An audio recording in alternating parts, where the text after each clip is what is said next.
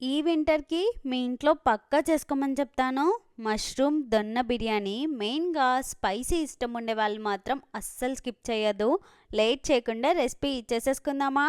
కడాయిలో ఆయిల్ వేసి హీట్ అయిన తర్వాత మిరియాలు, చెక్క, లవంగ, ఇలాచి, ఆనియన్స్, పచ్చిమిర్చి, మెంతాకు, పుదీనా, కొత్తిమీర వేసి బాగా వేపుకొని చల్లగైన తర్వాత మిక్సీ జార్‌లో వేసి కొన్ని వాటర్ కూడా యాడ్ చేసి మెత్తగా పేస్ట్ చేసి పక్కన పెట్టుకోండి.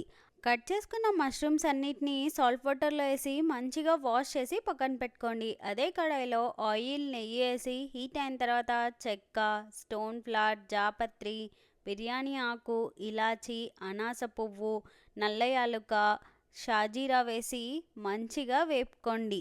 ఆనియన్స్ వేసి కొంచెం వేగిన తర్వాత జింజర్ గార్లిక్ పేస్ట్, మష్రూమ్స్, ఉప్పు, పసుపు, కారం కూడా వేసి మొత్తం కలిపేసుకొని కాసేపు వేగనియండి. పెరుగు కూడా యాడ్ చేసి ఇంకొకసారి కలుపుకొని కాసేపు బాయిల్ అవ్వనియండి. ఇందాక మనం పుదీనా, మెంతి పేస్ట్ చేసుకున్నాం కదా, అది కూడా యాడ్ చేసేసి మొత్తం కలిపేసి కాసేపు బాయిల్ అవ్వనియండి.